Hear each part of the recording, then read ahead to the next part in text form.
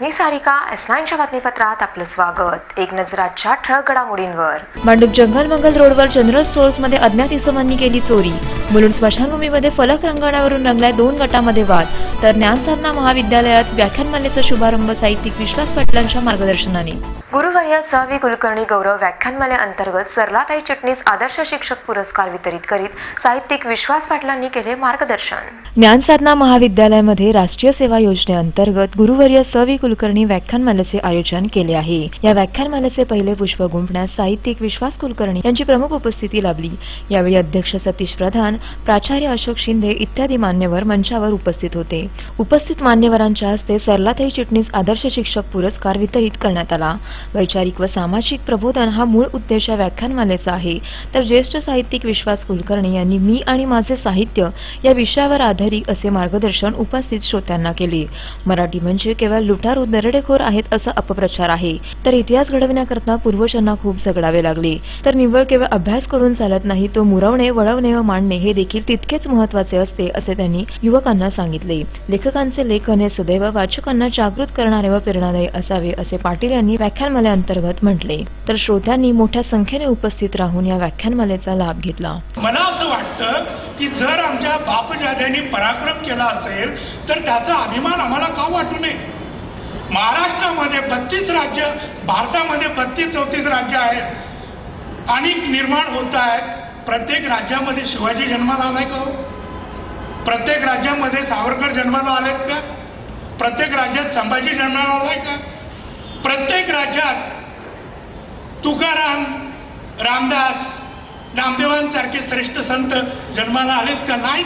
आणि मग जिथं आले त्याला अभिमान वाटला तर त्याच्यामध्ये काय गोष्ट आहे? लोक असं म्हणतात की पानिपत लिहिणारे आणि मृत्युंजय लिहिणारे अनेक आहेत. त्यामध्ये चूक एक अशी होती की ज्यानं पानिपत लिहिलं त्यानं झाडाझडती सुद्धा लिहिलं होतं. हे आपल्या गावी नसावं याचं मला वाईट वाटतं. पांगिराही त्याच लेखकानं लिहिलं. मला मोठं आश्चर्य वाटतं की जर आपल्याला त्यातली गती नसेल, आपल्याला जर आपल्या बापजाद्यांनी पराक्रम घडवला किंवा आपल्या देशाच्या नकाशाला आकार दिला, आपल्या संस्कृतीच्या कमानी उंचवल्या, याची जर आपल्याला कल्पना नसेल तर असं कशासाठी बोलायचं. Sarika Salunkhe, S9 news, Thane. मांडूप जंगल मंगल रोडवरील अनमोल टोबॅको आणि जनरल स्टोअर्समध्ये चोरी. मांडूपमधील जंगल मंगल रोडवरील अनमोल टोबॅको आणि जनरल स्टोअर्समध्ये काल रात्री चोरी झाली. दुकानाचे मालक प्रवीण सोलंकी यांनी सकाळी या घटनेची माहिती कळताच त्वरितच पोलिसांना त्याबाबत माहिती दिली. सदर दुकान हे तंबाखूजन्य पदार्थाची घाऊक विक्री करणारे असून दुकानात नेहमीच लाखोंचा माल असतो. चोरांनी दुकानाचे शटर उचकटून दुकानातील सिगारेटचे बॉक्स, बिस्किट, साबण लंपास केले. तर या चोरीत 1,80,000 रुपयांचे सिगारेट बॉक्स, 20,000 रुपयांचे बिस्किट, तर 15,000 रुपयांचे साबण आणि 35,000ची रोकड चोरट्यांनी लंपास केल्याची माहिती दुकानाचे मालक प्रवीण सोलंकी यांनी S9शी बोलताना दिली. मेरा टोबैको का होलसेल का दुकान है. मेरे दुकान में सिगरेट वगैरह, साबुन, बिस्किट वगैरह सब रहता है. उसमें से मेरा 3-3.5 लाख का माल गया हुआ है. उसमें सिगरेट गई है, बिस्किट गए, साबुन गए, केस गया है, चिलर गई है वगैरह वगैरह सब. मुझे सुबह 7:30 बजे पता चला कि मेरी दुकान का ताला टूटेला था. व्हिडिओ जर्नलिस्ट योगेश मुवाडेसह कौस्तुभ दरवेस, S9 न्यूज, मुंबई. S9च्या बातमीपत्रात वेळ झाली अल्पशा विश्रांतीची.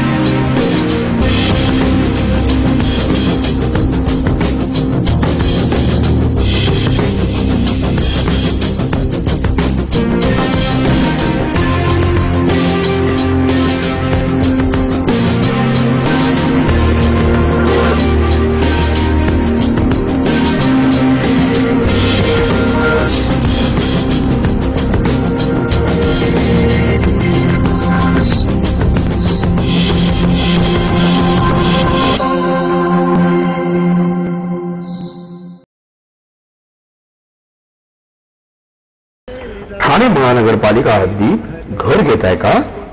मग ते अनधिकृत तर नाही ना, याची खातरजमा करा. अनधिकृत घर घेणं हा विकणाऱ्यासोबत विकत घेणारा देखील तितकाच दोषी असतो. तेव्हा घराची डोळस खरेदी करा. आपली कुठे फसवणूक तर होत नाही ना, यासाठी ठाणे महानगरपालिका मुख्यालयातील 4थ्या मजल्यावरील बांधकाम विभागात घराचा सर्वे नंबर, टिक्का नंबर याची खातरजमा करा. घराचं स्वप्न अवश्य करूया साकार, पण अनधिकृत घराचा नका करू कधीही विचार. अधिकृत घर म्हणजे उद्याची देखील निश्चिंती. अनधिकृत घराचे दार म्हणजे डोक्यावर कधीही तोडण्याची टांगती तलवार. जगणं तुमचं होऊ दे सुरेल गाणं, स्वच्छ सुंदर आणि अधिकृत घरांचं हसरं ठाणं.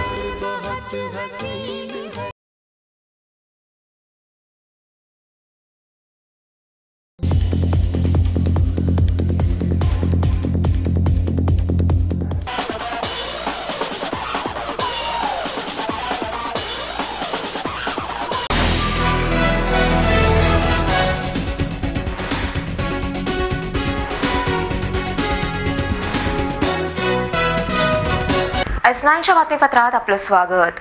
भारतीय नौदलाच्या शौर्याची साक्ष देणारी INS विक्रांत ही युद्धनौका शासनाने भंगारात काढल्याने राष्ट्रवादीची शासनाच्या विरोधात आक्रमक भूमिका. भारतीय नौदलाच्या शौर्याची साक्ष देणारी INS विक्रांत ही युद्धनौका 36 वर्षाच्या गौरवशाली कारकिर्दीनंतर नौदलातून निवृत्त झालेली ही युद्धनौका राज्य सरकारकडे देऊन त्यावर संग्रहालय तयार करण्यात आले. मात्र तिच्या देखभालीवर होणारा शेकडो कोटींचा खर्च परवडत नसल्यामुळे ती आज भंगारात काढण्याचा निर्णय शासनाने घेतला आहे. भारतीय नौदलाच्या पराक्रमाची साक्ष देणाऱ्या नौकेला देशभरातील हजारो पर्यटक भेट देतात. तिच्या डागडुगीची जबाबदारी सरकारकडे होती, मात्र सरकारने तिच्याकडे दुर्लक्ष केले आहे. युद्धाभ्यासासाठी ती अतिशय महत्त्वाची असल्याने तिचे जतन करण्याचे प्रयत्न हे नौदलाने केले, मात्र सरकार त्याकडेही दुर्लक्ष करीत असल्याने आज या नौकेचा लिलाव केला जाणार आहे. राष्ट्रवादीच्या नेत्यांनी सरकारच्या या भूमिकेवर आक्षेप घेतला असून तिचे संवर्धन हे झालेच पाहिजे व त्याकरिता लागणारा पैसा हा शासनाने कुठूनही आणावा असे वक्तव्य आमदार जितेंद्र आव्हाड यांनी केले आहे. ही या देशाची शौर्य गाथा गाणारी नौका आहे. अवघड परिस्थितीत सापडलेल्या युद्धामध्ये भारताला तारणहार म्हणून जिने काम केलं, कराचीपर्यंत भारत सैन्य पोहोचवण्यासाठी सर्वाधिक महत्वाची शौर्याची भूमिका जिने बजावली ती INS विक्रांत. म्हणजे जे चित्र आजही माझ्या नजरेसमोर आहे, जे वेळोवेळी टीव्हीवर दाखवलं जातं किंवा ज्या चित्राचा संग्रह माझ्या घरात आहे, ते म्हणजे जगजीत सिंग अरोरा आणि नियाझी यांनी जो करार सही केला. पाकिस्तानने माघारीचं सगळं लिहून नियाझी या जनरलनी भारताचे प्रतिनिधित्व करणारी जगजीत सिंग अरोरा यांच्यात दिलं. त्या सगळ्याच्या मागे INS विक्रांतची एक मोठी भूमिका आहे आणि ती भूमिका बजावणारी, यशाची गाथा सांगणारी ही नौका लिलावात काढणं हे योग्य नाही. विक्रांत आपल्यासमोर उभी राहते. हे राजकारण नाही, हे निव्वळ एक भावनिक नातं असलेली ती नौका आहे. ती नौका अशी डुबता कामा नये. कुठूनही आणा, कसाही आणा, कोणालाही सांगा, पण ती नौका आमच्या शौर्याचं प्रातिनिधिक प्रतीक आहे. त्याचा लिलाव करू नका.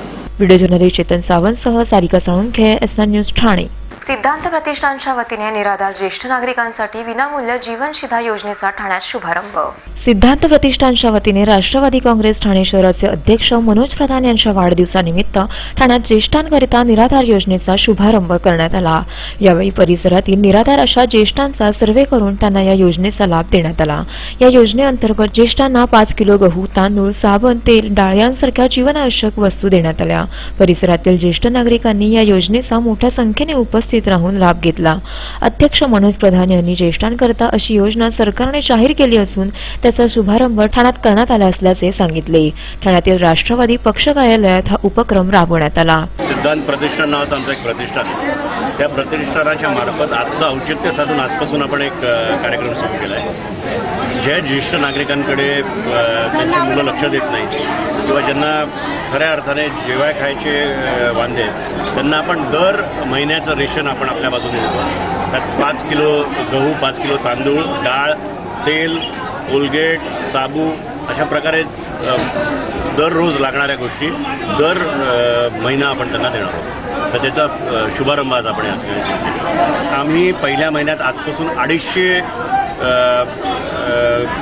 कुटुंब शोधली आहेत आणि त्या 250 कुटुंबावरनं आपण सुरुवात केलेली आहे. पण देवाची कृपा राहिली, लोकांनी आम्हाला मदत जर केली तर आपल्याला पुऱ्या ठाणे शहरात जेवढे अशी लोक आहेत त्यांना काय ना काहीतरी आपण मदत करू असा आमचा मानस आहे. व्हिडिओ जर्नलिस्ट चेतन सावंतसह सारिका साळुंखे, एसआय न्यूज ठाणे. एसलाईनच्या बातमीपत्रात वेळ झाली अल्पशा विश्रांतीची.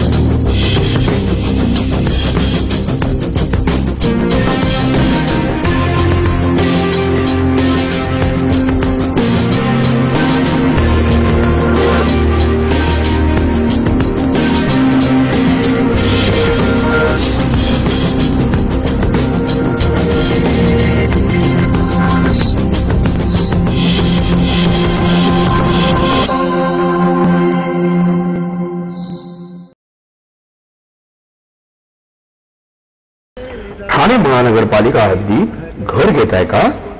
मग ते अनधिकृत तर नाही ना, याची खातर जमा करा. अनधिकृत घर घेणं हा विकणाऱ्यासोबत विकत घेणारा देखील तितकाच दोषी असतो. तेव्हा घराची डोळस खरेदी करा. आपली कुठे फसवणूक तर होत नाही ना, यासाठी ठाणे महानगरपालिका मुख्यालयातील 4थ्या मजल्यावरील बांधकाम विभागात घराचा सर्वे नंबर, टिक्का नंबर याची खातर जमा करा. घराचं स्वप्न अवश्य करूया साकार, पण अनधिकृत घराचा नका करू कधीही विचार. अधिकृत घर म्हणजे उद्याची देखील निश्चिंती. अनधिकृत घराचे दार म्हणजे डोक्यावर कधीही तोडण्याची टांगती तलवार. जगणं तुमचं होऊ दे सुरेल गाणं, स्वच्छ सुंदर आणि अधिकृत घरांचं हसरं ठाणं.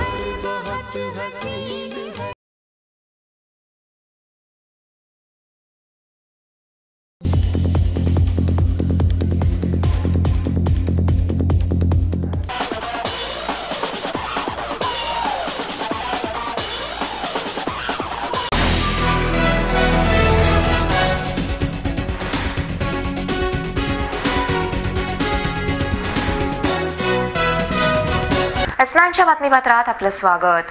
मुलुंड पोलीस स्थानकाबाहेरील केबल उघड्यावर, केबलमुळे अपघात होण्याची दाट शक्यता.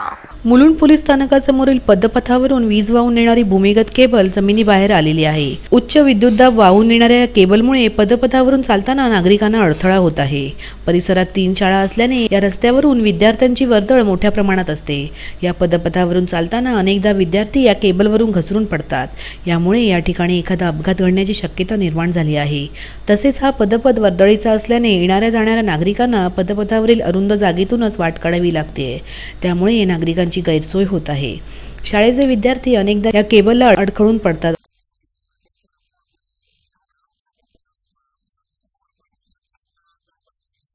व्हिडिओ जर्नलिस्ट योगेश मुळावडेसह कौस्तुभ दरवेस, S9 न्यूज, मुंबई. ठाणे परिवहन सेवेतील कार्यशाळा संचालनाकरता 24 कोटी रुपये खर्च करूनही खड्ड्यातच. ठाणे शहरातील बहुतेक प्रवासी एका ठिकाणाहून दुसऱ्या ठिकाणावर जाण्याकरिता बहुतांश प्रमाणात TMT बसेसचा वापर करतात. तिकीट दरात वाढ करून प्रवाशांना मूलभूत सुविधा पुरविणे हे ठाणे परिवहन सेवेचे कर्तव्य. TMTच्या वाढत्या तक्रारी लक्षात घेता प्रशासनाने 24 कोटी रुपये खर्च करून ठाणे परिवहन सेवेतील बसेसच्या कार्यशाळा संचलन सुरू केले. 244 बसगाड्यांपैकी केवळ 130 गाड्या रस्त्यावर धावतात. उर्वरित बंद अवस्थेत आगारात पडून आहेत. या बसेसच्या दुरुस्तींकरिता कोट्यावधी रुपये खर्च करूनही त्यांचे सुटे भाग मिळत नसल्याने त्या बंद अवस्थेत भंगारात पडून आहेत. बरेचसे सामान न वापरत असल्याने गंजलेले आहे. कामचुकार अधिकारी व राजकीय पक्षांच्या कार्यकर्त्यांची लागलेली वर्णी ही कार्यशाळा थंडावते. परिणामी बसेसची कमतरता असल्याने प्रवाशांना कित्येक काळ तात्काळ बसथांब्यावर थांबावे लागते. प्रवाशांच्या वाढत्या गर्दीमुळे लांबच लांब रांगा तर उन्हापासून आडोसा शोधत प्रवासी अखेर बसची वाट पाहत थांबलेले दिसून आले. 24 कोटी रुपये कार्यशाळेकरिता खर्च करूनही परिवहन सेवा अद्यापही सुधारणेपासून वंचित आहे. व्हिडिओ जर्नलिस्ट चेतन सावंतसह सारिका साळुंके, S9 न्यूज ठाणे. S9च्या बातमीपत्रात वेळ झाली अल्पशा विश्रांतीची.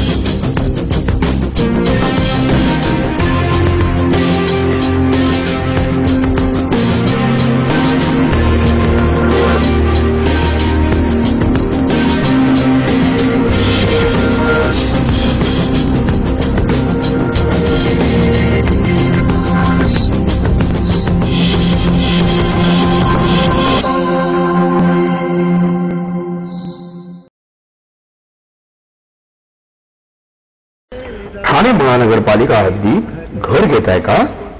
मग ते अनधिकृत तर नाही ना, याची खातर जमा करा. अनधिकृत घर घेणं हा विकणाऱ्यासोबत विकत घेणारा देखील तितकाच दोषी असतो. तेव्हा घराची डोळस खरेदी करा.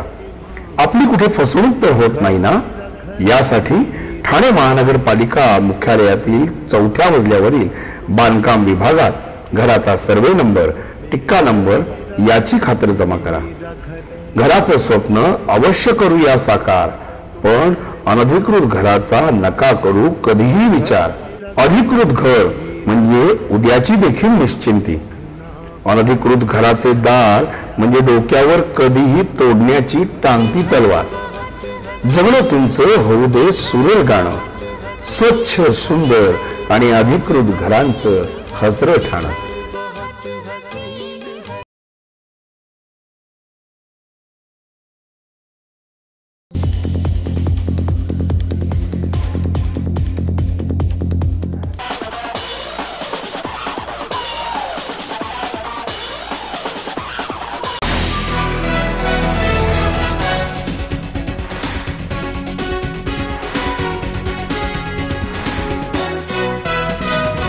भांडूपमधील एसटी स्थानकाचा लोकार्पण सोहळा खासदार संजय दिना पाटील यांच्या हस्ते संपन्न. LBS मार्गावरील एसटी स्थानकाचा लोकार्पण सोहळा ईशान्य मुंबईचे खासदार संजय दिना पाटील यांच्या हस्ते पार पडला. कित्येक महिन्यांपासून मोडकळीस आलेल्या या एसटी स्थानकाचे खासदार संजय पाटील यांच्या खासदार निधीतून नूतनीकरण करण्यात आले. या प्रसंगी राष्ट्रवादी काँग्रेस पक्षाचे भांडूप तालुका अध्यक्ष राजेंद्र मोकल, मुंबई प्रदेश उपाध्यक्ष भास्कर विचारे आदी मान्यवर उपस्थित होते. खासदार संजय दिना पाटील यांच्या खासदार निधीतून नूतनीकरण करण्यात आलेल्या एसटी स्थानकाच्या लोकार्पण सोहळ्याप्रसंगी एसटी प्रवाशांसाठी बंदिस्त रोड आणि संगणकीकृत आरक्षण केंद्राचे उद्घाटन करण्यात आले. व्हिडिओ जर्नलिस्ट योगेश मुळावडेसह कौस्तुभ दरवेस, S9 न्यूज मुंबई. मुलुंड स्मशानभूमीमध्ये फलक रंगणाविरून रंगलाय वाद. सरदार तारासिंह आणि मुलुंड नागरिक सभा आमने सामने. हिंदू स्मशानभूमीचे व्यवस्थापक मुलुंड नागरिक सभा आणि सरदार तारासिंग यांच्यात आरोप प्रत्यारोप घडत आहेत. स्मशानभूमीत केलेल्या कामांचे श्रेय घेण्यावरून सध्या वाद रंगत आहेत. काही दिवसांपूर्वी सरदार तारासिंग यांनी डम्पिंग रोड स्मशानभूमीच्या दुरावस्थेविरोधात एक दिवसीय धरणे आंदोलन केले होते. त्यावेळी पिण्याच्या पाण्याच्या सोयीचा अभाव, अपुरी बैठक व्यवस्था, स्मशानभूमी परिसरातील अस्वच्छता अशा मुद्द्यांवर सरदार तारासिंग यांनी आंदोलन केले होते. पण हे आंदोलन केवळ स्टंटबाजी असल्याचा आरोप मुलुंड नागरिक सभेच्या संजय दुबे यांनी केला. मुलुंड नागरिक सभेच्या व्यवस्थापनात कोणताही गैरव्यवहार होत नसून संस्था आपले कार्य चोखपणे पार पाडत आहे. स्मशानभूमीत पिण्याचे पाणी, अंघोळीची व्यवस्था, बैठकीची व्यवस्था यांची पुरेशी बैठकीची व्यवस्था असून केवळ आकसापोटीच हे आरोप केले जात असल्याचे संजय दुबे यांनी S9शी बोलताना सांगितले. सर्वप्रथम माझं असं म्हणणं आहे की तिथे कोणतीही गैरव्यवस्था नाही आहे. एवढ्या मोठ्या परिसरामध्ये एवढे प्रोजेक्ट्स आहेत. चित्यावर बॉडी जाळले जातात, शवदहन केले जातात. गॅस दाहिनी आहे, त्या गॅस दाहिनीमध्ये शवदहन केले जातात. माझं एवढं म्हणणं आहे की जी गॅस दाहिनी आहे ती फार एक युनिक प्रोजेक्ट आहे. त्याला आमदार सरदार तारासिंग आणि तेव्हाचे खासदार किरीट सोमय्या यांच्या फंडातून तो उभारला गेला होता. पण कधी कधी तांत्रिक बिघाड कोणत्याही मशीनमध्ये येते आणि आता एखाद्या वेळी तांत्रिक बिघाड झालं तर आयत्या वेळी लगेच ते बरोबर म्हणजे ठीक करता येत नाही, त्याला वेळ लागते 1-2 दिवस. आणि मध्यंतरी असं झालेलं की 1-2 दिवसाचा त्या मशीनमध्ये प्रॉब्लेम आलेला, पण सध्याही तो मशीन चालू आहे. असं नाही की तिथे तो मशीन बंदच पडलेला आहे किंवा आम्ही त्याच्या मेंटेनन्स करत नाही. संस्था वेळेवर त्याची मेंटेनन्स करते. आपण स्वतः तिथे जावा आणि जाऊन बघा. तिथे पाण्याची व्यवस्था आहे, तिथे एकदम व्यवस्थित लाईटीची व्यवस्था आहे. आता एवढ्या मोठ्या परिसरामध्ये जिथे 50 ट्यूबलाईट असेल, आपल्या घरामध्ये 2 ट्यूबलाईट असताना कधी कधी 1 ट्यूबलाईट बिघडतो. पण अशा वेळी संस्थेमध्ये एवढे 50-50 ट्यूबलाईटी आहेत. एखाद्या वेळी कुठे लाईटीचा प्रॉब्लेम होऊ शकतो, मी मान्य करतो, पण सध्याही आपण जाऊन बघाल ना तिथे पाण्याची व्यवस्थित सोय आहे. तरी अजून सोय चांगली व्हावी म्हणून आम्ही प्लंबरला पाठवलेला आहे. कारण ओटा वर आल्यामुळे नळ खाली गेला होता आणि लोकांना व्यवस्थित आंघोळ करायला जमत नव्हता. पण असं म्हणता येणार की तिथे पाणी नाही आहे, पाणी व्यवस्थित आहे आणि भरपूर आहे. तरी पण अजून चांगली सोय करून देण्यासाठी आम्ही तिथे प्लंबिंगचं पण काम चालू केलं आहे आणि लाईटी 1-2 ठिकाणी जिथे नादुरुस्त होते ते पण आम्ही दुरुस्तीला लावले. आमदार सरदार तारासिंग यांनी गॅस वाहिनीचे काम आपल्या आमदार निधीतून केल्याचे फलक स्मशानभूमीत सर्वत्र रंगवले आहेत. यामध्ये त्यांनी गॅस वाहिनीच्या भिंतीबरोबरच मुलुंड नागरिक सभेच्या कर्मचारी वसाहतीच्या भिंतीवर तसेच लाकडांच्या गोदामावरही सरदार तारासिंग यांनी आपले नाव रंगविल्याने सध्या हा वाद उसळून आला आहे. राजकारण्यांनी आपण केलेल्या कामाचे श्रेय जरूर घ्यावे, परंतु त्याचवेळी दुसऱ्या संस्थेवर चिखलफेक करू नये अशी अपेक्षा संजय दुबे यांनी व्यक्त केली. जर मुलुंड नागरिक सभा श्रेय घेत असेल तर त्याच्यात काही वाईट नाही, कारण गेल्या 1924 ची ही संस्था आहे. या संस्थेचा फार मोठा इतिहास आहे आणि राजकारणी कोणी आज आलेला आहे, कोणी 10 वर्षापूर्वी आलेला आहे, कोणी 5 वर्षापूर्वी आलेला आहे आणि ते आमच्यावर आक्षेप करतात. त्यांचं असं म्हणणं आहे की आम्हाला कुठे तुम्ही फळक लावू द्या. जर आम्ही त्यांना बोर्ड लावू दिलं, सगळीकडे त्यांचं नाव पसरू दिलं तर ते खुश असतात आमच्यावर. पण आम्ही जर त्याला विरोध केला तर ते मुद्दे खोटे आरोप आमच्यावर लावतात की वीज नाही आहे, पाणी नाही आहे. आपण स्वतः त्याची चौकशी करा की हे मुद्दे किती खरे आहेत आणि त्यांच्या म्हणण्यामध्ये किती दम आहे, त्यांच्या आरोपामध्ये किती दम आहे. व्हिडिओ जर्नलिस्ट योगेश मोळावडेसह कौस्तुभ दर्वे, S9 न्यूज, मुंबई. शेवटी पुन्हा एक नजर आजच्या ठळक घडामोडींवर. मांडूप जंगल मंगल रोडवर जनरल स्टोअर्समध्ये अज्ञात इसमांनी केली चोरी. मुलुंड स्मशानभूमीमध्ये फलक रंगवण्यावरून रंगलाय 2 गटामध्ये वाद. तर ज्ञानसाधना महाविद्यालयात व्याख्यानमालेचा शुभारंभ साहित्यिक विश्वास पाटलांच्या मार्गदर्शनाने. S9च्या बातमीपत्रात इथेच थांबू. तोपर्यंत नमस्कार.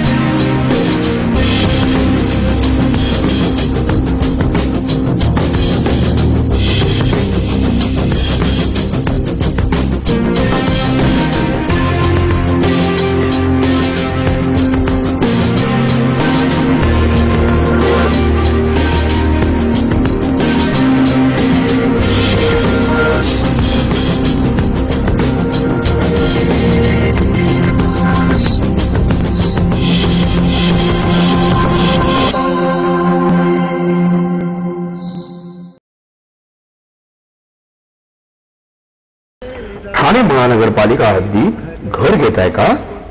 मग ते अनधिकृत तर नाही ना, याची खातर जमा करा. अनधिकृत घर घेणं हा विकणाऱ्यासोबत विकत घेणारा देखील तितकाच दोषी असतो. तेव्हा घराची डोळस खरेदी करा. आपली कुठे फसवणूक तर होत नाही ना, यासाठी ठाणे महानगरपालिका मुख्यालयातील 4थ्या मजल्यावरील बांधकाम विभागात घराचा सर्वे नंबर, टिक्का नंबर याची खातर जमा करा. घराचं स्वप्न अवश्य करूया साकार, पण अनधिकृत घराचा नका करू कधीही विचार.